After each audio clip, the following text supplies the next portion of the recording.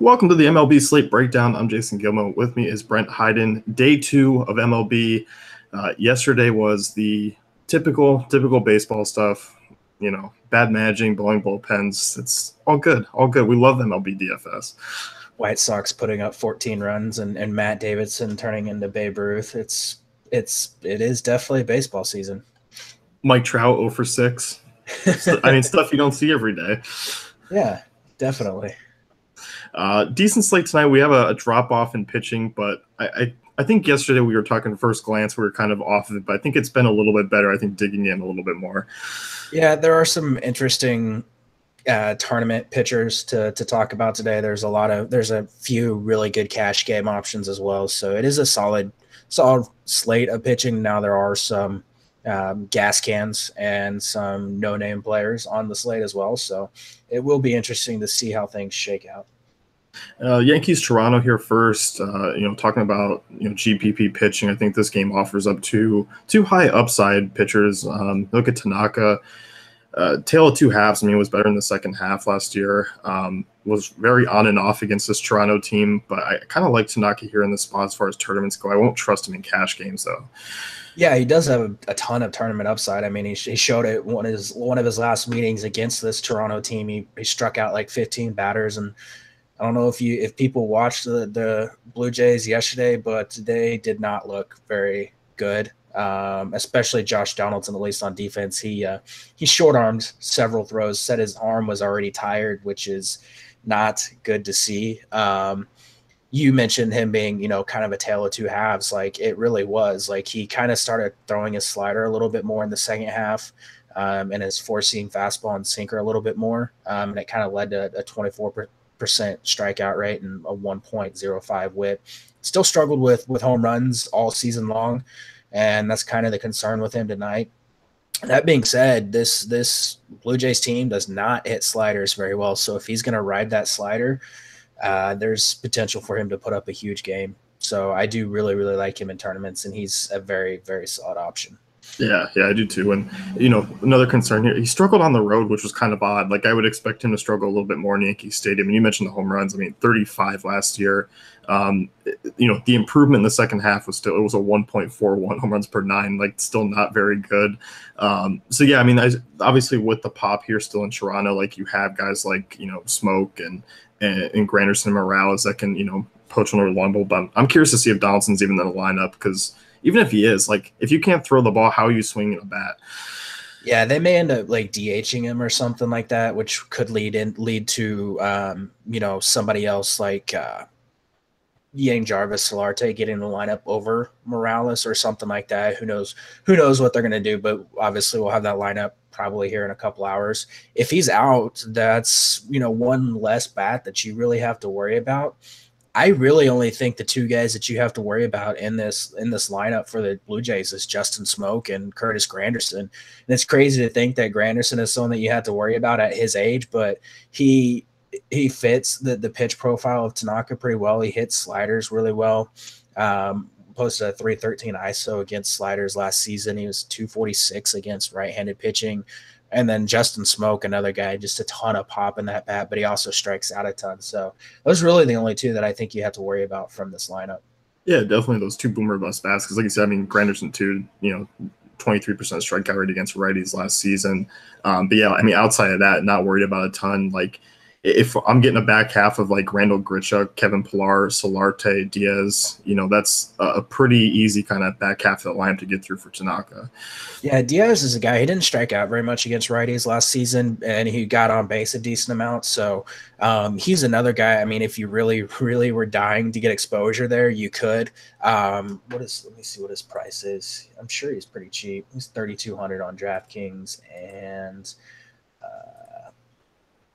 24 on FanDuel. Like I was huge on the Diaz train the past couple seasons. So like, I don't know, I can have a soft spot for him. So he might be a one-off guy, or if you're stacking and you're just going like unconventional and you're getting like Granderson and Smoke and Diaz, that would be the other guy to talk about. Yeah.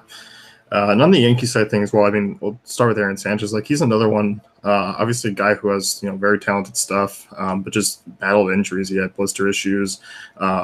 I like him here. You and I are kind of on the same train of taking some chances against this Yankees lineup, just because there are some big strikeout bats. Especially Stanton against right-handers. Still 26% last year. Judge 30. Sanchez can strike out quite a bit. Some of these guys in the back half lineup as well. Like there is some upside here, but as always, like a couple pitches could easily ruin Sanchez's night. Yeah, and I mean, we saw last season. I'm basically throwing out last season. I mean, he battled blister issues all year long, and there's no guarantee that he's not going to battle blister issues this season. I mean, because of the way he pitches with that I think he has like the highest spin rate curveball in the majors, and that's going to be an issue for him, especially with the way the balls are juiced this year, last year too. He has a ton of upside. He was a pretty solid ground ball pitcher. I mean, I think he had like over 60% ground ball rate to righties in 2016. Those numbers didn't really come to fruition last season, but again, I'm kind of throwing those out. And there is, like you said, a decent amount of strikeouts in that lineup. I do like him in tournaments, but we're also going up against a Yankees team that is very potent and very powerful, and this is a very very hitter-friendly ballpark, so not someone that you can really look at in cash games, and there is a significant amount of risk with him. Yeah. But as far as bats go here, like on this Yankees side, I mean, I don't have a ton of interest, but like I like obviously some of these guys here. I mean, the thing with like Sanchez, if this game is on, like I can see him kind of limiting some of these guys and now at these price tags, like you kind of need the home run off of them. Yeah, I mean, obviously, fading guys like Stanton, Judge, and Sanchez, especially in cash games, is kind of scary. Fading Stanton, period, is kind of scary. That being said, he wasn't quite as good against righties as he was lefties last year. He did strike out a ton. You can feel free to roll him out if you want. I think they're going to be a popular option, especially Stanton after 2 home runs yesterday. He's now 9 for 16 with 5 home runs in 4 career games at Rogers Center. The guy that I think I will have the most exposure to, and even as a one-off, would be Didi Gregorius. Just really solid against right-handed pitching, less than 14% strikeout rate, 328 WOBA last season. Pitch profile, he profiles pretty well against Sanchez's pitch profile. So I think I like him as a one-off. Yeah, I definitely don't mind that. I don't have a ton of interest in really any of the back-end guys for the Yankees. I think there's going to be some other value. Yeah, I mean, Neil Walker and Drury are guys you can look at if you're wanting to get lower exposure or lower ownership exposure to the Yankees, but neither one of those guys stands out as like outstanding options. So, anything else from this game? No, not really. Boston and Tampa Bay here. A very fun game yesterday for me to watch the Sox on opening day, especially Joe Kelly, who was, if you paid attention to the Sox spring training, he was messing around as like this old reporter and being a reporter. And I really wish he just would have worked on his command. Yeah. I think everyone in DFS really wishes he would have worked on his command because, he cost everyone a decent amount of points because he pretty much blew the win for Chris Sale. Hopefully that doesn't happen again today because David Price comes in looking to rebound after a pretty rough year last year, but facing his old team, and he's really, really good in this park. And he's probably one of the better options on today's slate and pretty much all formats going against this Rays team that is.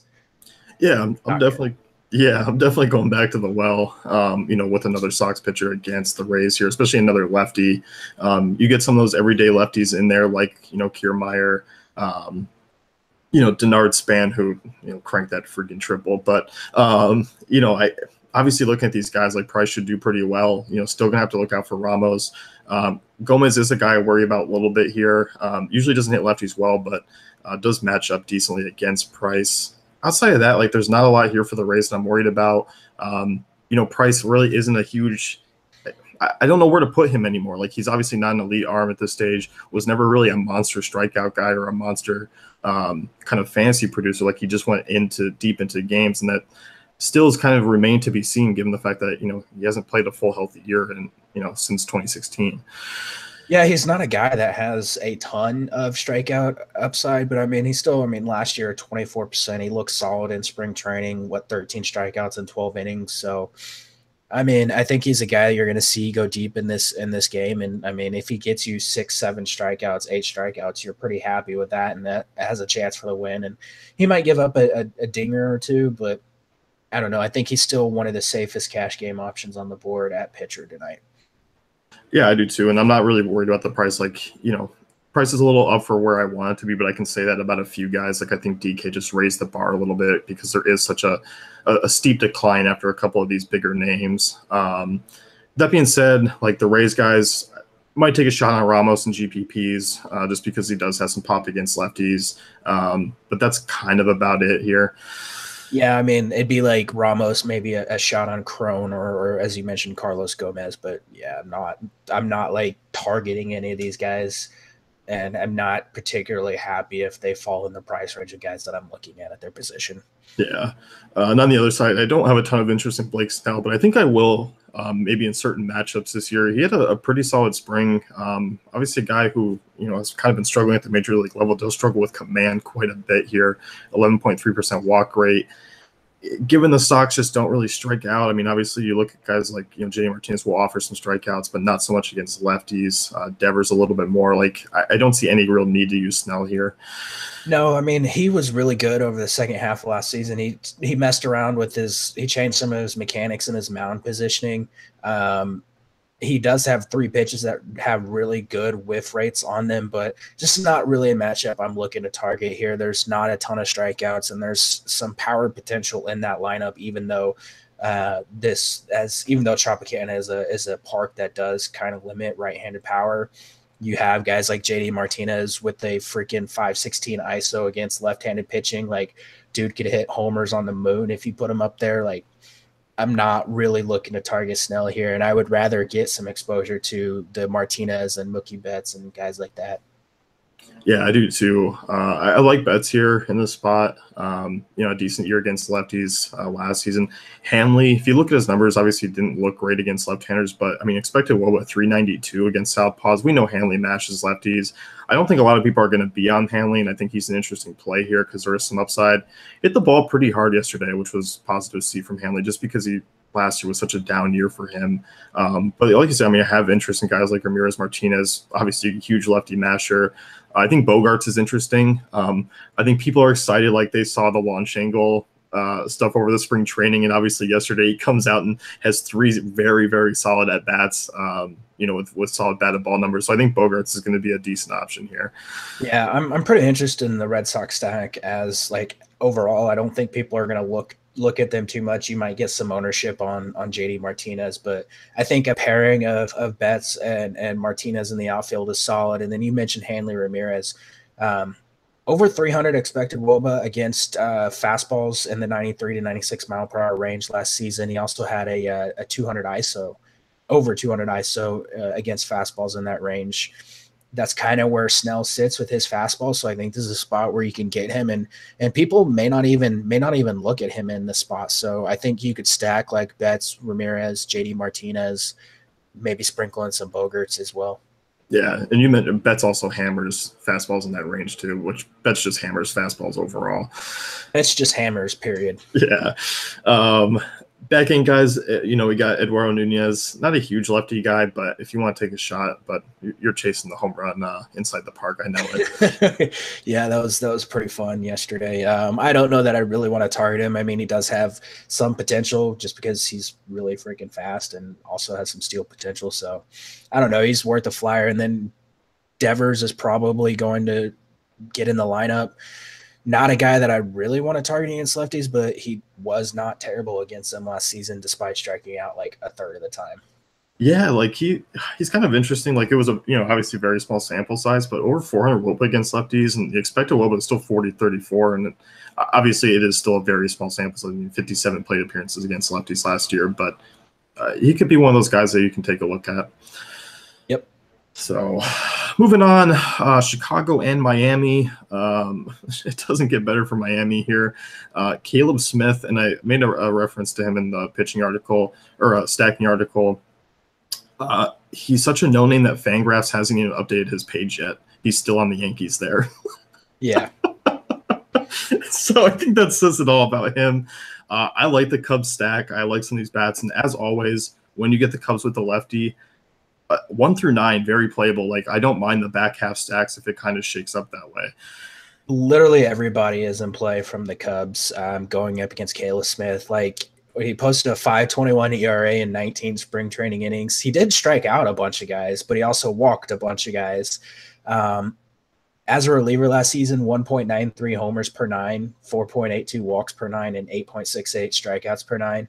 Obviously, sometimes relievers do tend to have some inflated numbers, but yeah, the Cubs are going to be a popular option, and I just don't care. Like even in tournaments, like I'm going to have some Cubs exposure, and I'm probably starting with Chris Bryant. Dude just freaking mashes lefties. What is he? 218 ISO, 439 on base percentage, 405 WOBA against lefties last season. Like lock him in. Like even if you're gonna fade Cubs, I would at least get some Chris Bryant exposure. I think he's my favorite option, but Anthony Rizzo in a lefty versus lefty matchup, he mashes lefties. Use him. Ian Happ's going to strike out a ton, but he has some pop. Albert Almora's a guy I mentioned in the cheat sheets. He's really, really cheap. He'll get a couple at bats before they knock Caleb Smith out of the game.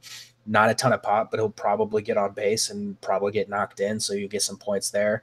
It's kind of where I would start. And then Wilson Contreras is my number one catcher on the day. I just love this spot for him too. Yep, I'm with you there. Contreras hammered lefties last year. Yeah, like Rizzo in that lefty-lefty matchup, I'm all at board. 371 WOBA, 245 ISO against lefties last year. Over his career, he's been very solid. 14% strikeout rate for lefties, or for against lefties for Rizzo.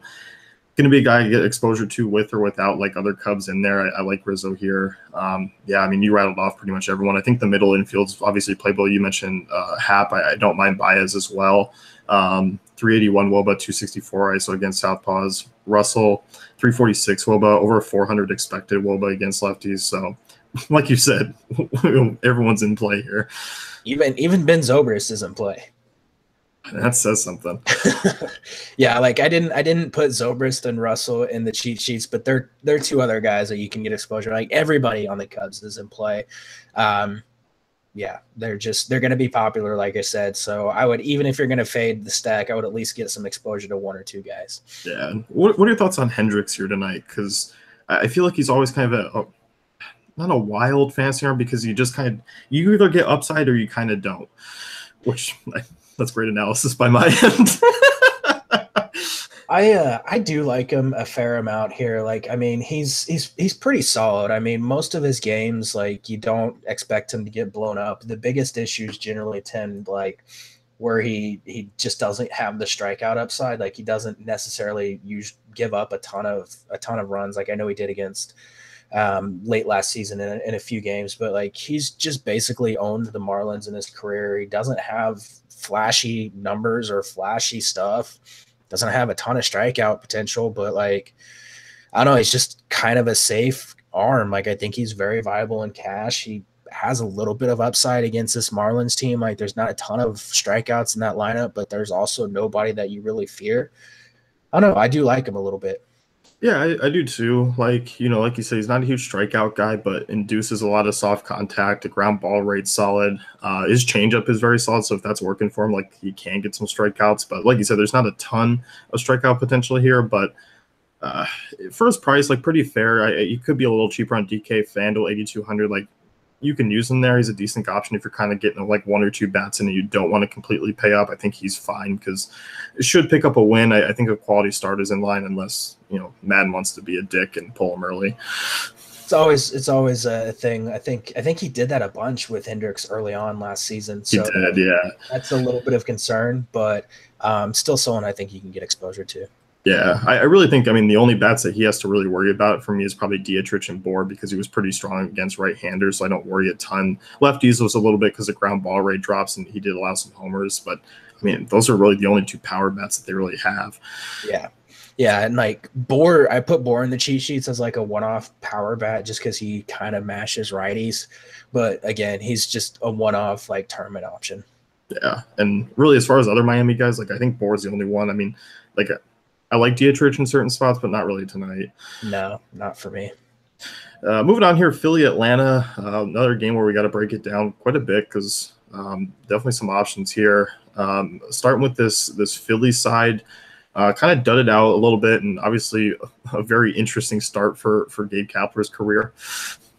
Yeah, it's something that we're definitely going to have to talk about, especially when we're talking about the Phillies pitchers. And it's something that was, I think, everybody missed in their analysis across the industry. The Phillies did actually come out and say, like, at one point in the spring, that they were going to limit their starting pitchers for the majority of the season, and they were going to rely heavily on their bullpens to kind of extend the health of their arms. And that's very concerning whenever you're looking at guys like Pivetta, Nola, and whatnot going forward. I don't know that you can even trust any of these. I don't think you can trust Pivetta today going up against the Braves. Obviously, the Braves are a very pesky team. Pivetta did have some struggles last season. He was better against lefties, but I don't know that I really want to buy into that too much. I really think he's a really, really solid fade here, and I'm stacking the living crap out of the Braves today. Yeah, let's Braves team here. Obviously, very intriguing. A lot of these guys are at very decent price tags, and I still don't really think they're going to draw a ton of ownership because like guys don't like playing, the Inciartes and Marquezes of the world, which are viable here in the spots for pretty cheap. And you got Ozzie Albies and Freddie Freeman. Obviously, you'll garner some ownership, but really solid front four. And I actually really don't mind the catcher spot here either. Yeah, Tyler Flowers not expected to play today. He left the game with I think hamstring or something tightness. So you're going to get Kurt Suzuki in there. Excellent option here. I do like him a decent amount. Mostly it's I love Freddie Freeman, free money Freeman. Like he's pretty much a lock for me today if I'm not using Rizzo. No one ever uses this guy, and he's like a home run like almost every freaking day. So I do love him. Ender Inciarte, you mentioned him, 4 for 7 in his career versus Pivetta, batted .354 against the Phillies last season. He's a solid option. Nick Markakis, your favorite home run slugger, is a great option as well. Yeah. Oh, Ozzie Albies. Yeah, he's good. Yeah, very good. I like the Braves here. Philly side of things is interesting too. You look at Fulte, and obviously you kind of look at this light, like you expect the Phillies to kind of mash him every time, but he had some success last year against them. But that doesn't really turn me on to Fulte here. Like he's obviously going to be a GPP play. Like you can look at him, but if people are kind of relying on 2017 and what he did, like I'm willing to stack the Phillies here again at their prices and just get how they match up. Like there is a lot of power from the left side, and obviously you have Hoskins as well. So I'm going back to the well, like with the Phillies. Yeah, I think there's two ways you can attack this. You can obviously use Fulte in tournaments, strictly because there is some upside here. He did experiment with his windup in spring training. He's got a more compact windup, and he's hoping like that will lead to a little bit more consistency because he did show off a pretty high ceiling at times last season. He also really, showed off a bunch of really bad games at times last season. None of his numbers are really staggering. Like, I mean, he does a decent job of limiting hard contact to both sides of the plate. But if you want to use him in GPPs, feel free. I'm more inclined to stack the Phillies, though. That starts, obviously, you mentioned Rhys Hoskins, who mashed right-handed pitching last season. Cesar Hernandez, who's probably not going to hit a home run again. Like I think that ball kind of caught into the wind and blew out. But he's the guy that just gets on base a decent amount, and he's got some sluggers behind him with Santana and Hoskins, and Odubel Herrera is expected to be back in the lineup. He's another option you can consider. He's still super cheap, like on FanDuel, like both him and Nick Williams, 2,200, 2,300 DK. They're right in that mid 3K range.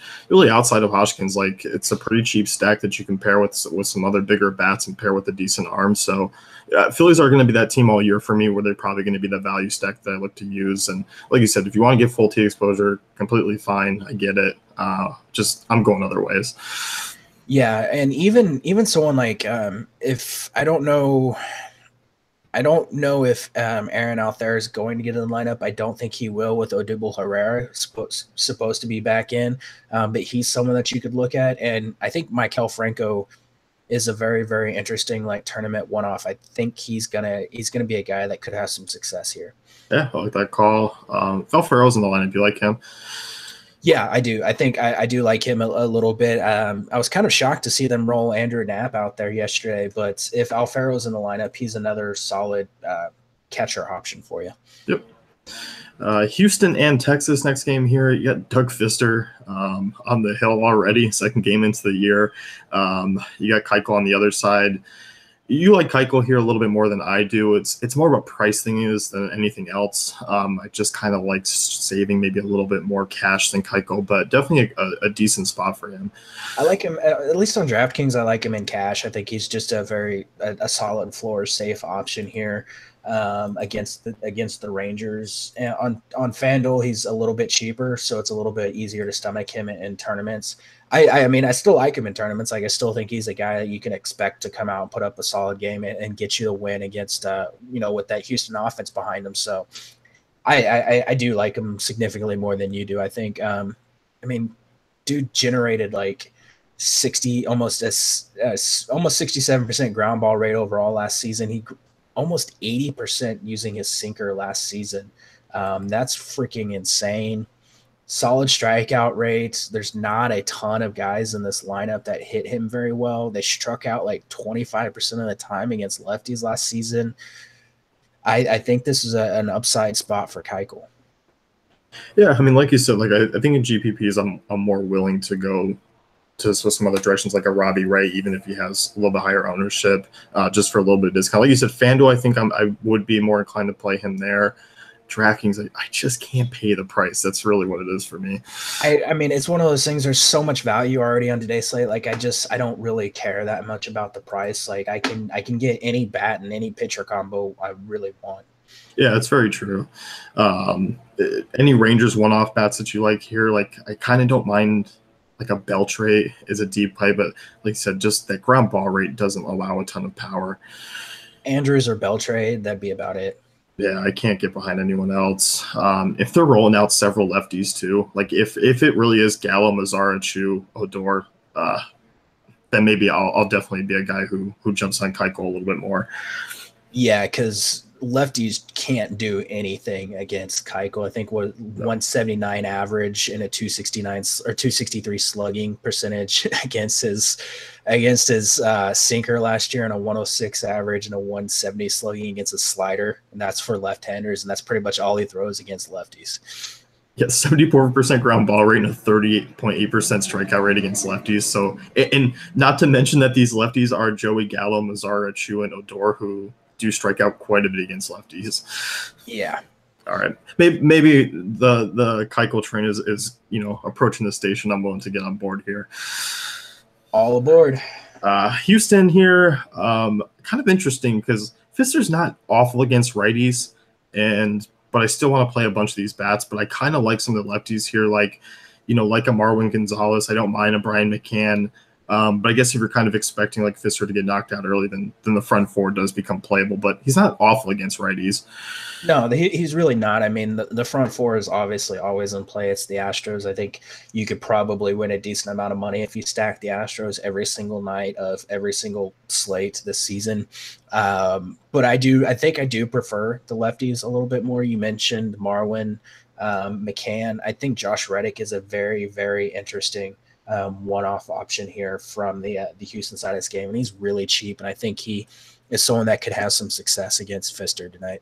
Yeah, I do too. Like when you look at Fister's numbers, I mean, from last year, 365 WOBA allowed, hard contact rate was up, 39%.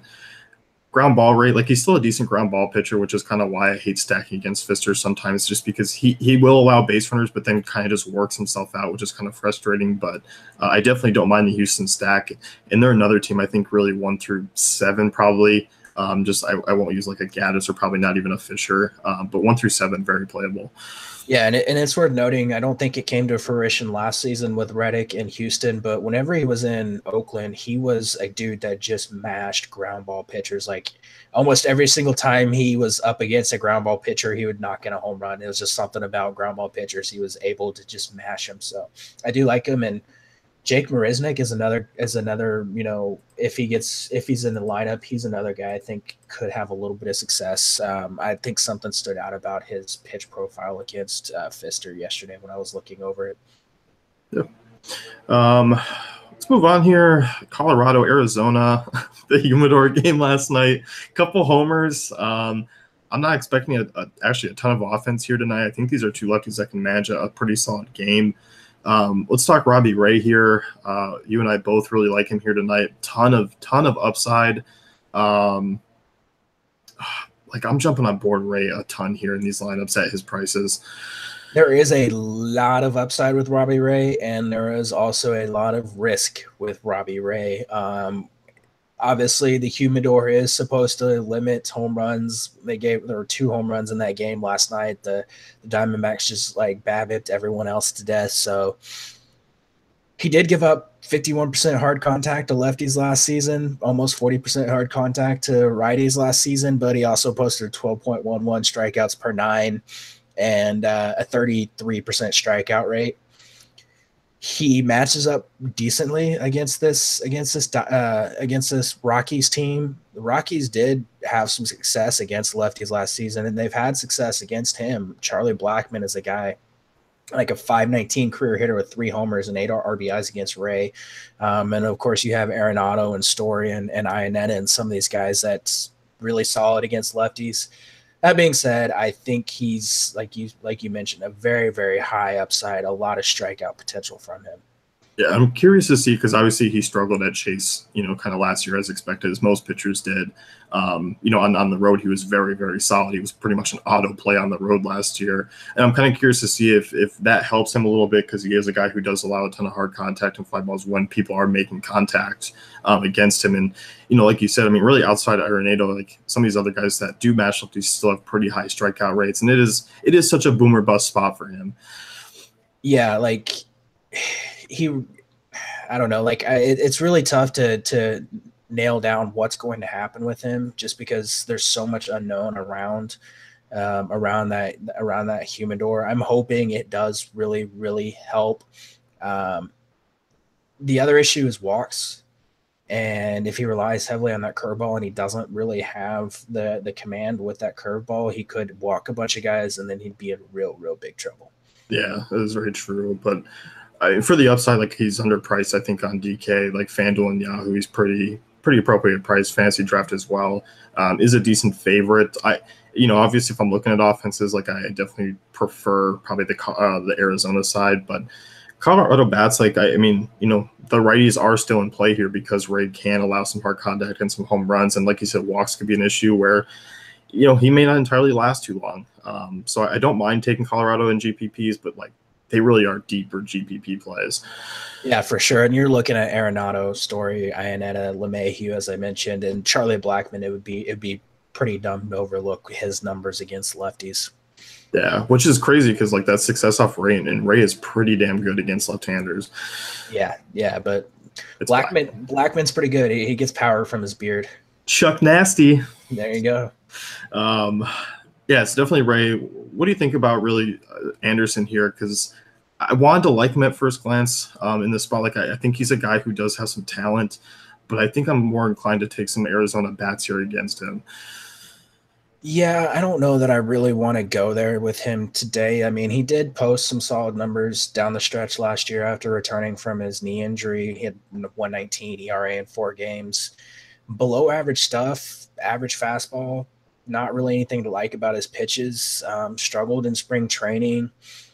Not a great matchup here against the Diamondbacks. I know there's about 24% strikeouts in that lineup last season, but I don't know. It's just not somewhere that I really, really want to go, I don't think. I think there's better cheap options to look at. Yeah, I agree. We got Chacin in that later game around a similar price that I think we can roll with. Arizona bats, obviously Goldie against a lefty, very much in play. AJ Pollock as well. But that's kind of about it here for me. It's not as dangerous of a team here compared to last year. How dare you say that about Nick Ahmed? Oh, come on. I had to do it because he posted solid numbers against lefties last season, below 20% strikeout rate, 229 ISO. It's only 53 at bats, but he had some solid numbers there. Ketel Marte, not a sexy name, but he has some decent numbers against lefties. Looking at who else is probably going to be in that lineup, you're going to get like Jeff Mathis and Chris Owings. Neither of those guys strike a ton of fear in you, but I don't know. The lineup's not as bad as I think the names would suggest. Yeah. Is Devin Marrero going to be in the lineup? Like, is he on the opening or on the roster? Because I know he got traded obviously from Boston, and he would be an interesting name to kind of jump in there because very small sample size, but 388 WOBA against lefties last year, 309 ISO. Yeah, he was in the lineup. He got in the lineup yesterday. I don't know if he wasn't actually in the starting lineup, but I know he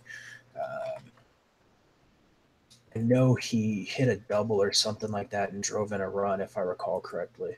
Because he'd be an interesting name if they take like Lamb out or something and put him in, because he's a super utility guy. You look at Arizona, who did lose actually quite a bit of kind of right-handed bats from last season that they would switch in and out with guys, and because like looking at their bench, they're heavily left-handed. Yeah, Marrero came in. He came in place of at one point in a pinch hitting situation, and it went 1-for-1 with a hit and RBI. All right, yeah. So if he's in the lap, I don't mind him. Yeah, even I think Gerard Dyson got in there and did some damage too. And he's another guy, not a great hitter against lefties, but just another guy to consider. Yeah, and like I know, like it looks like on paper that they lost some power, but I'm kind of coming around where with all this speed, Arizona could be kind of a different team with the way they attack you. For sure. So, LA and Oakland. I like this game here quite a bit for offense. Vegas does too, which means it's probably going to be a 2-1 game. But two lefties on the hill, two lefties where I wouldn't be surprised if they posted good outings, but I think they're going to struggle here tonight. I would be surprised if Skaggs posted a good outing. I would not be surprised if Minaya posted a good outing. I think Minaya is very valuable in tournaments. There's just not a lot to really talk about with him. I just think he's got solid overall whiff rates, decent slider, some swing and miss stuff. He's tournament option only, but I really want to attack the bats here. Like there's nothing about Skaggs that I really, really like. Hasn't really been able to replicate what the contact skills that people raved about. Spring training was terrible. He's trying to add in a changeup, and like I just don't like to deal with pitchers that are trying to add in pitches early on in the season. Yeah, I don't either. I don't really like Minaya in tournaments either. I guess he's super deep, but for me, like this Angels team now, like especially if Kinsler's in the lineup, just Upton and Cozart and like Simmons, there's just not a lot of strikeouts here. I know he's got some filthy stuff, but I mean, really looking at these right-handed bats, which outside of Calhoun, they all should be right-handed. 16% strikeout rate against lefties last year. I mean, over 200 ISO, 353 WOBA. Like these guys just all hit lefties really well, and I just think like I don't know. I can't get behind him even in tournaments, but I guess I don't mind if you're building a ton of lineups. Yeah, he's a guy you're looking at if you're building a ton of lineups, but there's a lot of pop and a lot of these bats on both sides of this game. I think this is going to be a very, very good game to attack. Yeah, I do too. And, looking at some, I think, if Kinsler's out, you saw Cozart jump up. He had a killer spring, obviously continued yesterday with a home run and a double, I believe. Look at all these guys here. I mean, Upton, his numbers against lefties very solid. I don't mind Pujols here for a cheaper option, but he's kind of more of a stack play for me. Trout, like he matches up really well with Minaya because Minaya can pound the bottom of the zone where Trout really likes it. So, newsflash, you can play Trout here tonight. Yeah, Kinsler's expected to be in the lineup today, but it's just something to keep an eye on. I love the Angels side of this. You mentioned Trout, 5 for 11 with the triple and 2 homers against Minaya. So there's your BVP. Calhoun, 4 for 13 with 2 doubles. So BVP from both sides of the plate there. I think if you're looking to attack this game, obviously Trout would be the top option. I think he's probably with no like disrespect to Stanton, I think Trout is my top stud to pay up for him and Chris Bryant. Yeah, You mentioned Upton. He matches up against Manaea's pitch profile really, really well. Even someone like Martin Maldonado is someone that you can look at from on the cheap side of things at catcher. Like that entire lineup is very, very viable. Yeah, they really are. I like this game. I like the Angels as a stack. I talk about in the stacking article. I'm definitely okay with using them, and modest price tags, like you said, with all the value, like you're going to be able to fit in like a Trout, Upton, and still get another bat and probably some solid pitching too. Yeah, and this two right-handed hitters last season, Manaea threw his changeup 30% of the time. Mike Trout posted a 688 ISO against the changeup last season. Yeah, like you play Mike Trout, but then like there's nights like in matchups tonight where like I really, really like Mike Trout. Yeah, tonight's one of those nights. Yeah, I'm aboard. Anyone else you want to talk about from the Angels here? Like I said, you can look at Simmons, Valbuena, Martin Maldonado if you want. I don't mind stacking the bottom end of that lineup. No, I don't either. Oakland side of things here, I like some of these bats. I'm going to like Oakland quite a bit this year at these prices. When you look at their numbers, like against lefties last year, they looked horrible, especially with the line that they're looking to put out here tonight. But there's actually quite a bit of pop in some more lengthier sample sizes that suggest that they're better off against lefties than what they suggest. Yeah, I have them as one of my like favorite value stacks, and I think the misconception people are going to have is like some of these numbers don't look great against lefties, but it's limited sample size for a lot of these guys. Like there's not a ton of these guys that played a ton of at bats last year. Obviously, Chris Davis, excellent option. He matches up really, really well with Tyler Skaggs' pitch profile. So I do really like him. Jake Smolinski's going to get in the lineup. Good old lefty masher, Jake Smolinski.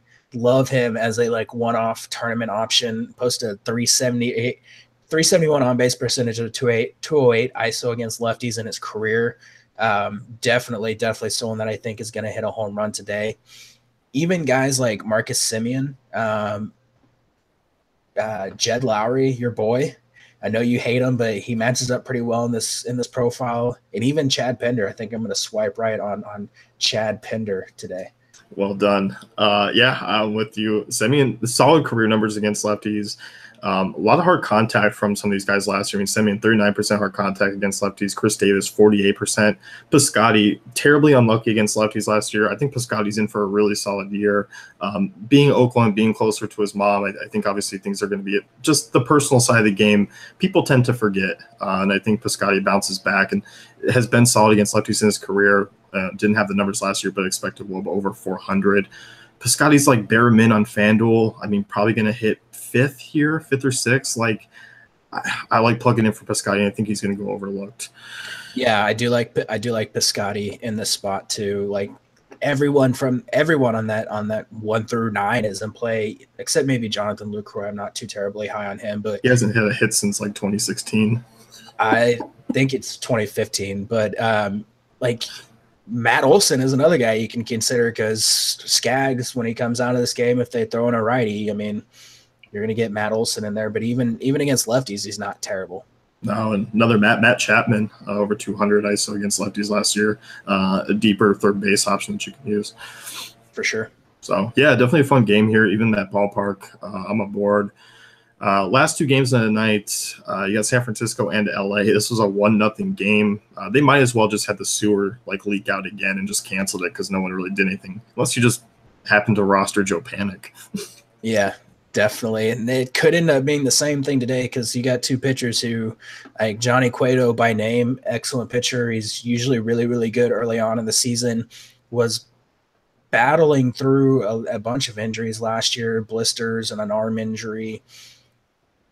He's still got some stuff, and I think this is a spot where he's going to be really solid. And then Alex Wood, another lefty, a lot of strikeout potential here for him. Like, I think this is going to be a low-scoring game. Like, I don't necessarily have interest in Alex Wood at his price on DraftKings, but on FanDuel I do. Cueto, I think, is a solid tournament option, especially at his really low price on DraftKings. He's 7,900. I have interest in him there. Both these guys, I think, are viable options in tournaments. No one that I'm looking at in cash, though. I agree with you. I think Cueto probably for the price point is what I prefer out of the two. Just because you look at this Dodgers team, there's a little bit more strikeouts in it than the Giants. Majority of these guys, I mean, strikeout rates over 20% against righties. I mean, projected lineup here 22.5%. So Cueto's viable. I think his GPPs is like an option here at his price. I don't mind taking some shots, but the Dodgers are probably going to be a one-off team for me. It's probably going to be the lefties. Like it's probably just Bellinger and Seager here that I'm really taking a look at in tournaments, and that's kind of about it. Yeah, that'd pretty much be it for me as well. Not really too terribly intrigued by anyone else. If you want to, maybe throw in some Jack Peterson and hope for some jock jams at the end of the night, maybe as a one-off, but that's it. Yeah. Giants, I mean, I don't really like Wood had a really solid ground ball rate, against right-handers, I mean, over 50%. Doesn't walk a ton of guys, doesn't allow a ton of hard contact. I don't see a ton of upside with this Giants team, but, you can take a shot on like a McCutchen or Posey. I don't hate it, but not a great ballpark, not a great matchup. There's other options. Hey, Posey is 7 for 15 against Wood, and Wood himself 2 for 2 and 2 with a 5.35 ERA and 5 career starts against the Giants. I don't think you're really looking at any of these guys too heavily, but if you wanted to get some McCutchen and maybe Austin Jackson and Posey, feel free. I don't think Panic's going to hit another home run tonight, but doesn't strike out very much. Gets on base a solid amount against lefties. I think you can sprinkle these guys in, like if you're building a late night lineup or something like that, and get some exposure there. Yep. Milwaukee, San Diego. We got Chacin here, who's back at Petco. Pitched here last year, was phenomenal at Petco last year, and then obviously when he went on the road, he looked like more like Chacin. But starting here, second day of the season, I like Chacin here as like a SP2 at 6,600 on DK. He's 6,400 on FanDuel. So if you're not terribly high on anyone, you just want to load up like Trout, Stanton, and Chris Bryant, you can do so. Yeah, I get to say my favorite pun of the day, and it's you don't rent Chacin, you lease Chacin. Sorry, I'll just hang up now. I like him in the spot going up against the Padres. They strike out a bunch. He's really good at Petco for some reason. He posted a 245 WOBA allowed, 179 ERA, and 21% strikeout rate. He did have a 448 xFIP, so some of those numbers I would expect would regress. There are a lot of pitchers that do outpitch their peripherals, so it's not guaranteed. Only gave up 26.2% hard contact at home too. Relies heavily on a slider. Generates he throws the slider 44% of the time to right-handers. Generates a 20.44 swinging strike rate with his slider to right-handed hitters. They could go a little right-handed heavy. I mean, there's 4 guys right-handers projected in that lineup. I kind of dig him in the spot. I think there's a bunch of strikeout upside, and he's probably too cheap for the potential he has. Yeah, you mentioned the sliders. San Diego only one hitter in the projected lineup with a WOBA over 320 against sliders last year. Yeah. So we saw them strike out. Obviously, it was an extra innings game. We saw them strike out 15 times over 12 innings. This is still a team that's going to strike out a lot. Hell, even Hosmer had 2 strikeouts. But, I like him here. Like, he's cash game viable as an SP2. I even don't hate him as an SP1. Like, if you're looking to stack bats, I think he has that safe of a floor, which is scary to say, but I do. Yeah, I completely agree there. So I don't have any real interest as far as like one-offs go off San Diego's bats. I just don't think you really need to do that. No, I don't either. So Brewers facing another lefty here. It's weird. They kind of let me down a little bit here, but I mean, Clayton Richard does have okay stuff, I guess. He can roll a ton of ground balls, but I don't mind the one-offs of like Lorenzo, Braun, and Santana again. I'm off the cheap guys though this time. Yeah, they're facing a guy. His name's Joey Lucchesi. He's a prospect. He's basically filling in because Dinelson Lamet is going to be out for a little while. He's been solid everywhere he's pitched. He posted a 1.99 ERA over the last 2 seasons. In the minors, a 1.54 ERA this spring. Limited secondary pitches, but he's got some very deceptive stuff. 10.87 Ks per nine in AA, 7.91 in AAA. Doesn't really walk people. Hasn't really shown any home run issues. 2.20 ERA, single A. Like an okay 3-pitch miss. It's not great, but it's okay. I don't know. I think he's a viable tournament option. Just because he's cheap. I doubt FanDuel even has him in the player pool. He actually is in there. Wow. I think it's Yahoo who doesn't have him. He's a viable tournament option, I think, if you're looking to punt SP2 below Chassin. And then if you want to roll out like some of these Brewers bats, you can. But it's generally well known that a lot of times hitters will struggle the first time they see some of these young pitchers because they don't have a lot of tape on their stuff. Yeah, it's true. And Pecco at night, like, it really is death to right-handed power. Yeah. So you're really building a ton of lamps are going deep. There's still contrarian options that are better than some of these late-night games. For sure. So who do you got? Who's your popular home run choice? And who's your contrarian? Let's see. Contrarian is going to be Justin Smoke. And I think popular is going to be Chris Bryant. Like it's contrarian for me. Man, oh man. I'm gonna go Nick Williams if he's in the lineup as my contrarian guy. Popular, I'm gonna go J Up. So there we go. I like it. We're off the weekend, but we'll be back on Monday. You can check out DaveFantasyCafe.com. Brent on cheat sheets today, both pitching and stacking article up already. And good luck. I don't believe there was any weather issues for anyone to keep track on. I think we're good to go. Yeah, no weather issues. I think some wind blowing out in Atlanta and wind blowing out in Oakland, but that's about it. So there we go. Good luck tonight, everyone. Yep, and we'll see you Monday.